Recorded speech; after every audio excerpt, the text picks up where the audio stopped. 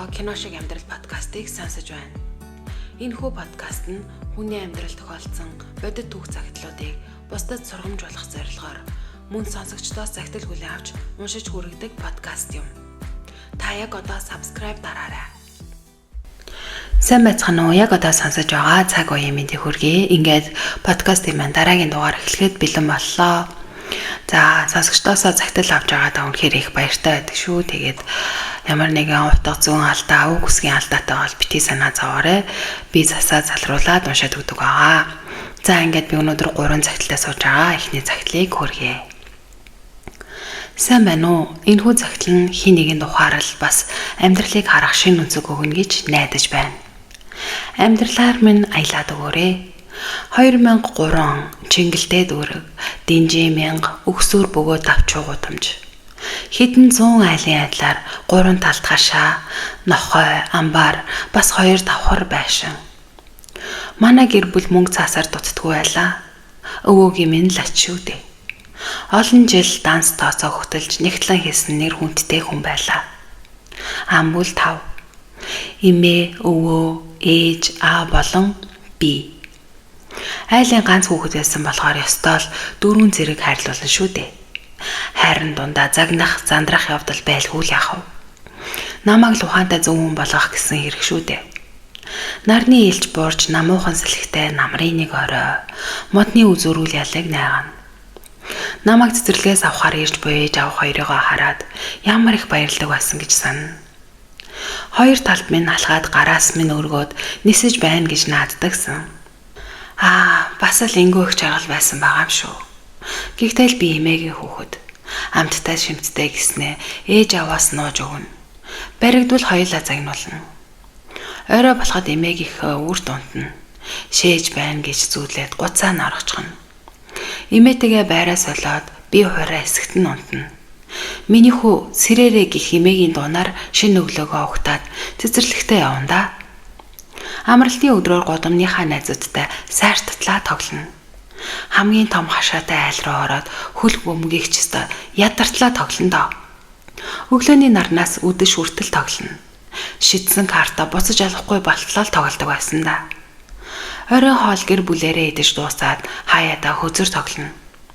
Дөрмийг нь ч бүрэн мэдэхгүй байж хөгжилтөнд тоглох өөрөөгөө болдог болгодоо нэг хажуунаас нь харгасан да.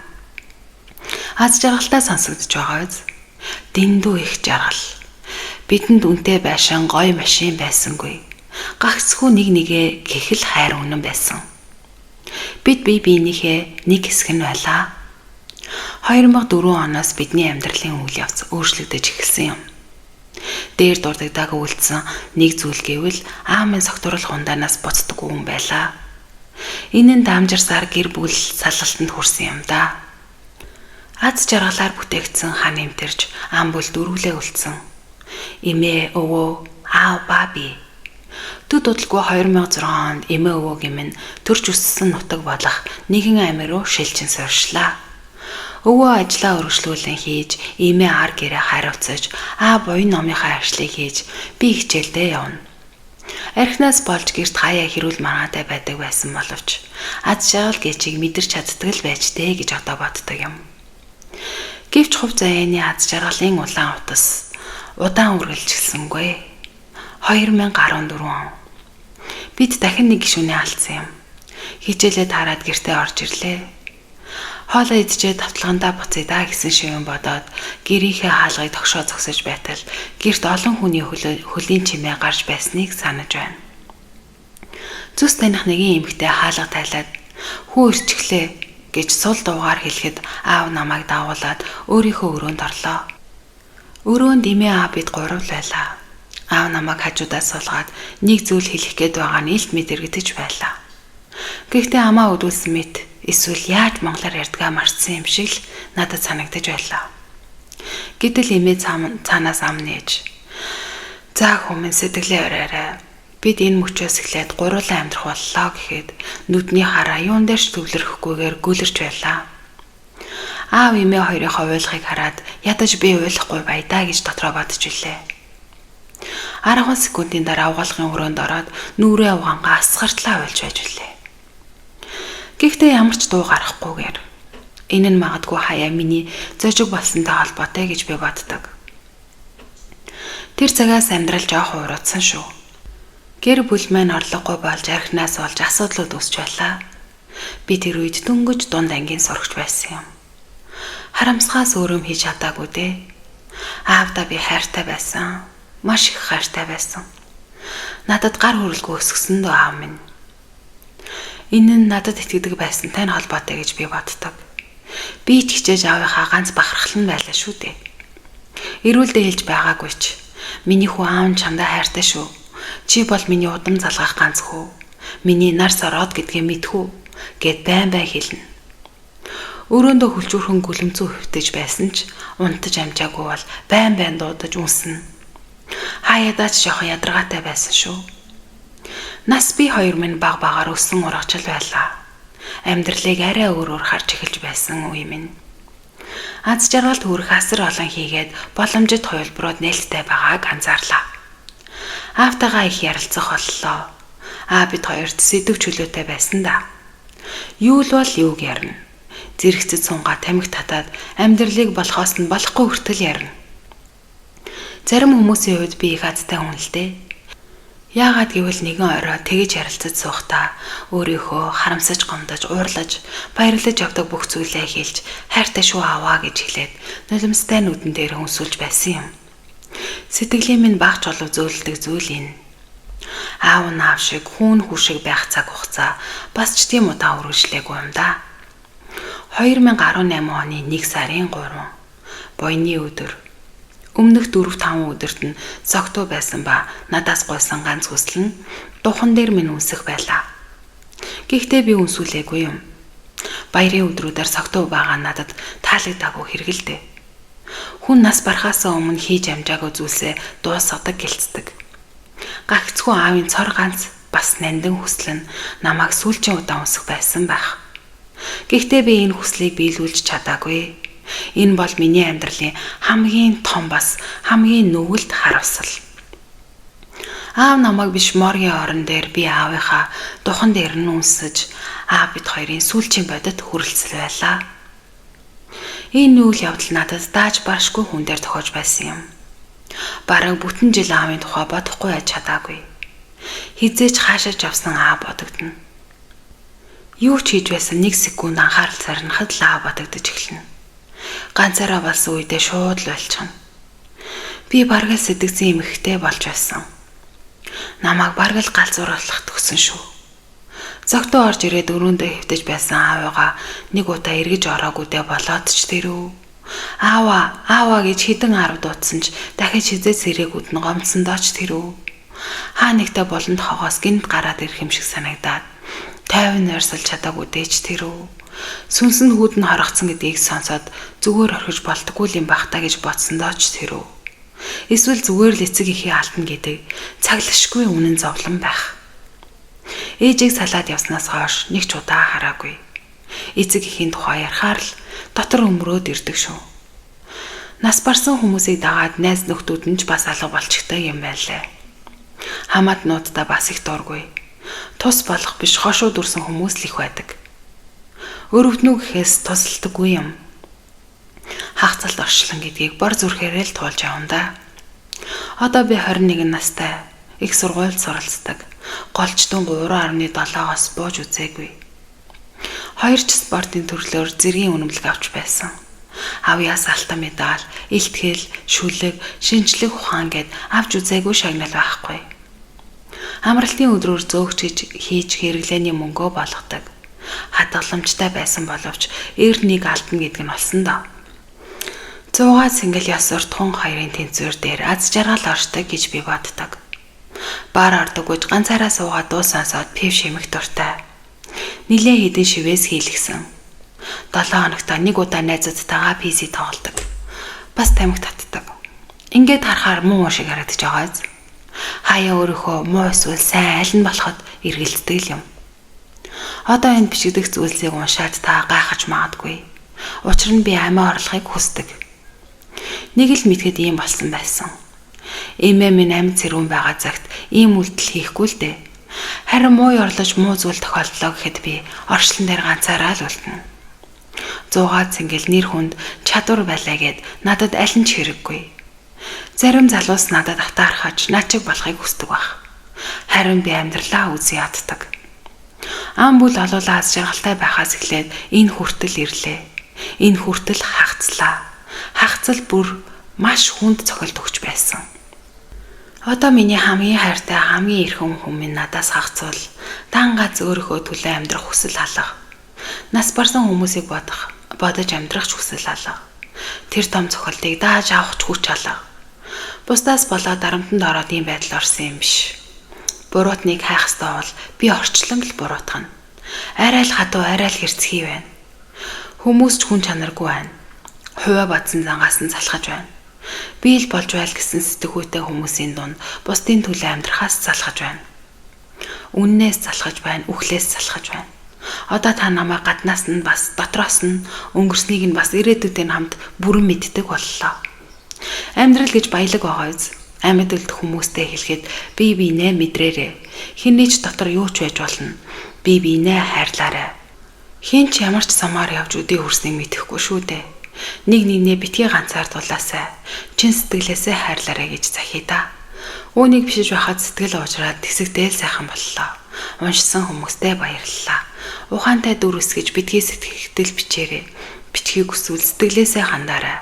Хүн бүр таз жаргал хамгийн сайн сайхныг чин сэтгэлээсээ хүсье гэсэн цагтл байна. За ингээд дараагийн цагтлыг хөргий. Сайн байна уу? Айл гэрээ эзэгтэй болсон олон сайхан бүсгүүчүүд минь яасан ч их юм туулж авдаг юм дээ. Өөрийнхөө амьдралд болж байсан зүйлээ бичиж гэж бодлоо. 10 гаруй жилийн өмнө би анхны хүүхдэд өргөлээд гэртээ байсан үе л дээ. Тэр үед манай нөхөр ажлынхаа нэг хүүхэнтэй явуулдаад тэрнээс нь болоод гэрт хэрүүл тасархай байсан. Бүхсний хэрүүлийн бузар үнэхээр байдаг юм билээ. Тэр үед ой гарантай байсан бяцхан охин минь гинт өвдөд удалгүй хорвоог орхисон. Ингээд бяцхан минь биднээс явсан өдрөөс хойш манай амьдрал ер нь бол там болсон доо. Нөхөр бид хоёр хоорондоо юмч ярихаа байж өдөр ирэх тусам улам хүнд ирж осолдохгүй оройд нэг гэрт уулздаг хоёр л боллоо. Тэгж байтал нөхөрч гэртээ ирж хонхоо болж нөгөө явуулдаг хүүхний жил цагаандаа гарч сүүлдээ нөхрийг байхгүйд гэрт минь ирж намайг арчаагүйдээ хүүхдээ алдсан. Хүүхдийнхээ толгойг залгисан юм. Эргүү тэнэг авгаа гэдэл байж болох бүх муугаар хараан. Жирэмсэн болсноо ч хэлж шулуухандаа ол гэрээс минь хөөдөг боллоо. Би тухайн үед юун тэр эмэгтэйтэй хэрэлдэж маргах мантай. Хөөрхийн өрөвдөлтөй нэлэх охиноо л бодож сансан хүн. Бараг хагас галзуу байдалтай байсан үе. Нөхөртөөч тэр тухай хэлэсхөөгүй нэг тэмгүүлсэн л юм байсан. Ийм байдлаар нилээд хугацаа өнгөрсөн. Тэгсэн чинь нэг орой нөгөө эмэгтэй дахиад манад ирсэн. Тэгтэн би тэр үед юу ч хэлэлгүй охиныхоо гэсэн бүхнийг аваад өмссөн хувцтайгаа тэр гэрээс гарч ээжийн минь оронд ээж, аавын минь оронд аа болсон ганц их чигээ бараацсан. Гэтэл би удалгүй хөлгөнд болсноо мэдсэн.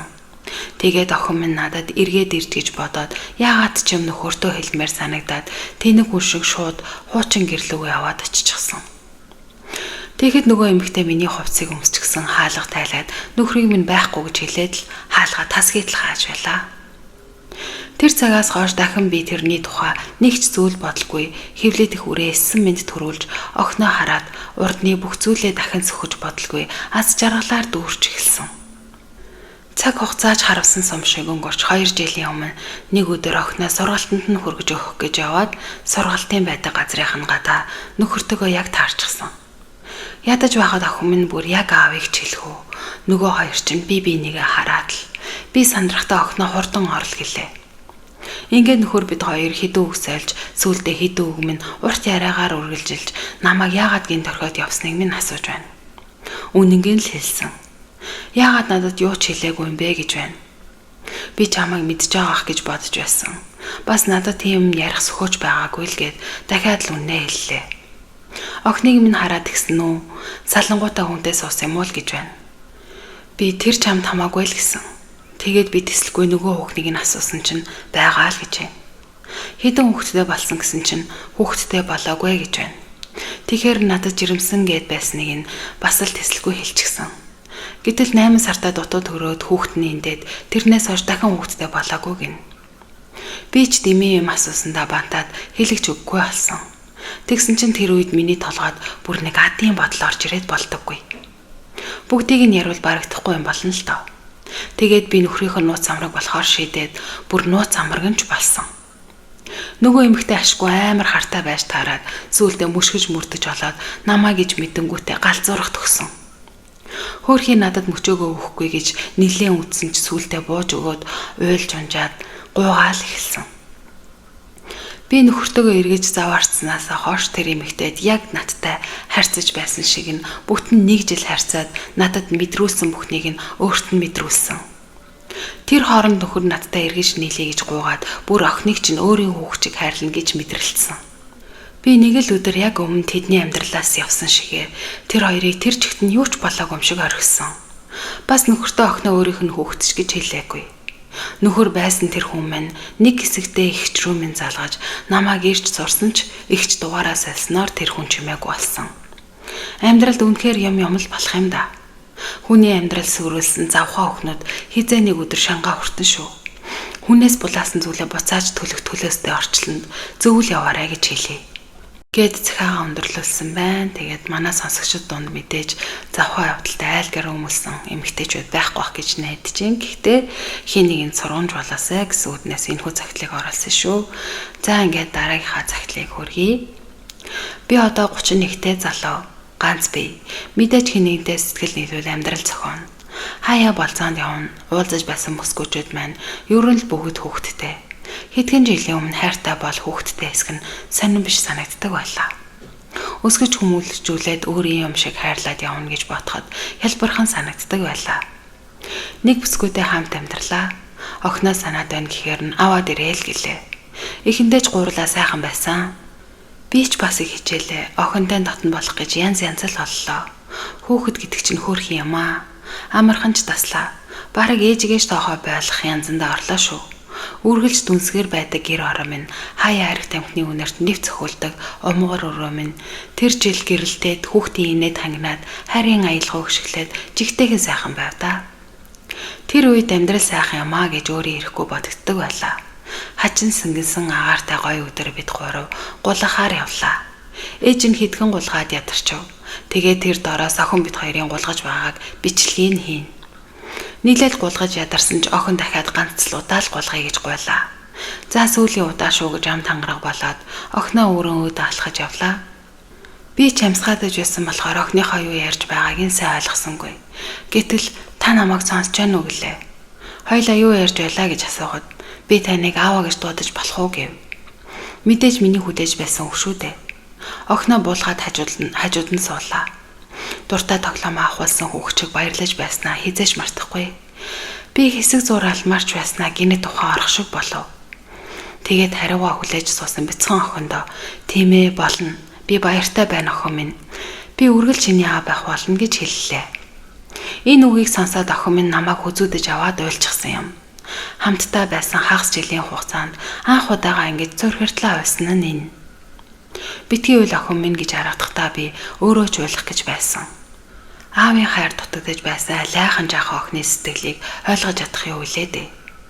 Бид ингэж бие биедээ хайлж урсаж хоёр зүрх хоёрын энэгшиж байхад ээжийн дуу доороос хадлаа. Хоёроо хурдлаач орой боллоо харьцгаая гэж ээж харуулв. Бид хоёр сүүлийн гулгалтаа чанартай ихээр дээшээ нилээд өсөж байгаад гулглаа. Игнэр болох хүнээ гэрийнхэнтэйгээ танилцуулаад амжлаа.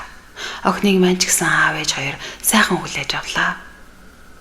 Сайхан өдөр хоногуд харуулсан сум шиг өнгөрч байлаа. Охин бид хоёр баггүй хугацаанд чамгүй хичээсэн болохоор хоёр биендээ ам. Ээжийн сэтгэлж хангалуун байдаг байв. Хамтдаа жилийг үтлээ. Энэ хугацаанд дахин хүүхэдтэй болохыг хүсэж байсан ч олохгүй л байв. Охин маань дүүтэй болж би хүүтэй болохыг туйлын хүсэж байлаа. Нэг шөнө найзуудтайгаа уулзлаа. Хэсэг ууж суулаа. Хүүхэдтэй болохыг хүсэж байгаагаа ч хэллээ. Нилээд цогтлоо. Манай найз 4 хүүхэдтэй одоо дахиж гарахгүй спираль тавиасан байгаа гэх мэт юм ярьлаа. Яагаад ч юм толгойд ихнэр спиральтай болов гэсэн таамаг орж ирсэн юм. Мэдээж дахин хүүхэдтэй болох тухай олон сар ярьж байгаа болохоор их хүлээлттэй байсан. Бас надад айс байсан нь хүүхэд олохгүй байгаа шалтгаан надтай холбоотой юм болов гэж бодогдох үе байсан юм. Нилээд халамцуу гэртээ харлаа. Охин унтаж. Ээж нь намайг хүлээгээд сэрүүн байв. Би цагаан унгаа юу гэж асуухаа бодож байв. Эхнэр хажуунаас юу одоо таг болчихв гэж асуухтана. Хоёлаа маргааш эмнэлэг орё гэлээ. Эхнэр гайхан яах юм юу басан гэв. Шинжлэгээ өгөн зөвлөгөө авна гэхэд сая миний юу ярьж байгааг ойлгоод эхнэр чимээгүй болов. Нэг л уумар санагдаад хөргөчөнд байсан тал архийг ууж орхилоо. Юу болсон мэдэхгүй нэг л мэдгэд өглөө болж дотор мухаарч сэрлээ. Эхнэр нэг л дуу муутай охиныг утас орлоо гэж аашлж байгааг харвас урчин таатай зүйл болоогүй ололтой. Миний хайр яагаад уурлаад байгаа юм бэ гэтэл дуурсангүй.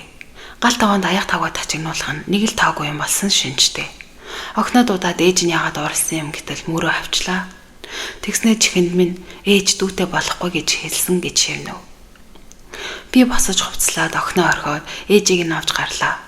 Тэгээд чи охиндоо юу яриад байгаа юм бэ? Дүүтэй болохгүй гэдэг чинь юу гэсэн үг юм бэ гэж асуудал. Би спралтай гэлээ. Нэрэл хожуу бодсон тамаг минь үнэн байжээ. Энэ хугацаанд надаас нууж байсанд нь урам хугарчв. Өчнөө сар бүтэн жил гараа хугацаанд хүүхэдтэй болох хүсэлтэйг минь мэдэж байсан хэрнээ. Бас болоогүй хүүхэдтэй болохыг хүсэж байгаа юм шигээр жүжиглэж байсанд нь хачаа ихээр гомдоод явчихлаа. Сэтгэл нэг л хоосорчв. Наатаа эзээ ахуулах юм бэ гэж асуухад ахуулмааргүй байна гэв. Би тэр үед бухимдаж байсан болохоор бие барьж чадсан байсан юм. Хоёр мөрнөөс нь бариад над руу хараад хэлдэ. Яагаад над навшаа авахгүй байгаа гэдгээ хэлээч.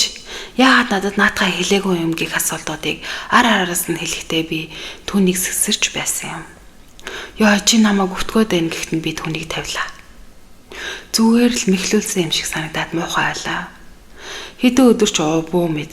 Нэг сэрхээр охин чинь ярьсан андаа гэд найз ширээн дээр дотор засах ганц юм тавьчихсан намайг сэрхийг хүлээж байна. Иймэрхүү байдалтай найзандаа 7 онцлоо. Ажлаас ч салгасан дарагтайгаа ирлээд байсан. Одоо дараа руугаа яраарэ гэд дахин нэг сэрэлтэн дээр дахиад нэг шил архитай найз өгтөв. Дараа руу залглаа халагдсан гэж байна. Эхнэрлүү залглаа уцаа авахгүй байна. Сүүлийн өдөрч найз бараг гэрээсээ хөөхн халаг явууллаа. Гэртээ ирдэл хин ч алав. Эхнэр уцаа авдаг үе тонлоо. Нэг өдөр мессежний хариу ашгүй иртэл ингээд дуусгая салъя гэсэн байв. Юу ч болоогүй хахад салах барих тухай яриад би гайхаж орхилоо. Гэхдээ нэг их тоосонгүй уурандаа ингэж байгаа ахтаа л гэж бодов.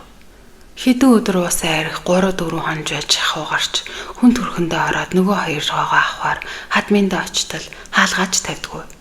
Хадамж хаалганы цанаас чам тохноо өгч явуулахгүй ярахчин архичин завхаа задангаар нь харааж өрөөгөөд хавь тулсангүй. Хаяач уудгаа хүлэн зөвшөөрөгч бусд нь бас юу гэлээ дээ. Өөрийгөө өмөргшүүдээ ухааны юм бодогдлоо. Надад ихнэр болох шахаж байсан хүнээс хит хитэн мессеж ирэхдээ хэрвээ хоёлаа хүүхдийн талаар ярихгүй гэвэл буцаж нийлээ. Чи хүүхдтэй болчихвол охины минь тоохоо байлж ад үзэл яана гэсэн утгатай зурвсууд ирж байсан юм. Хүслийн минь эсрэг байгаад би дургуутсаж хүүхдийг ад үзэх хүн гэж үнэлж дүгнсэнд нь би гомдож бид хоёрын салалт нүд ирэмхийн зууртал болоод өнгөрлөө. Нэг иймэрхүү утга бүхий өгнүүдээр ивэ олно гэдэг худлаа юм. Бид хоёр бие биенээ уламжлалт түлхэж байсан юм. Охин маань нэмэгийнхээ уцаар хаяа нуцаар ярина. Ярих болгондоо сонинтай. Ээж та хоёр битгий салаарай. Таныг санаад байна. Ээж тантай ярьлаа гэд загнасан. Ээж цогтөө ирээд байсан. Эмээ ээжийг зөндөө загнасан. Намайг өөр автаа болно гэсэн. Эмээ орж ирж байна. Аава дараа залгая гэсэн цагтл байна. Тэгээд охиныг нь хайрлахаа болчихгүй гэсэн их хүний л бодол юм шиг байна. Тэгээд энэхүү цагтлын эзэн бас өөрөө хаяхан уучтай бас нэг жоохон авиртай юм болов уу гэж бодогдлоо. Тэгээд дахиж хүүхэдтэй болъё гэсэн итгэл төрүүлэхгүй байсан болохоор л хүүхэдтэй болохгүй юм болов. За тэгээ олон зүйл нь оршаад явах та бүхэн минь цагтлаа өчөж явуулаарэ. Description дээр мөн comment хэсэгт байгаа линкэн дээр дараад цагтлаа өчөж явуулаарэ.